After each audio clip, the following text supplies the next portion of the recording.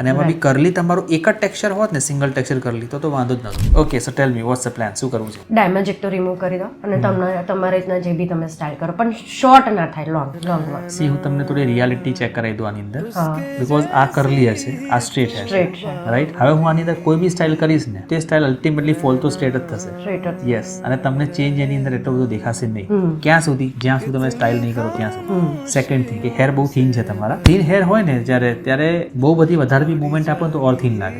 અને એમાં બી કરલી તમારું એક જ ટેક્સચર હોત ને સિંગલ ટેક્સચર કરલી તો વાંધો જ નહોતો. બીકોઝ આ સ્ટ્રેટ છે ને કરલી છે. હવે આટલા બી લેન્થ શોર્ટ કરવાનું કહું તો તમે ઝટકો વાગી હશે, રાઈટ? મારાથી મેન્ટેન નથી થતું. શું મેન્ટેન નથી થતું? હેર તો પછી કાપી નાખીએ આટલા.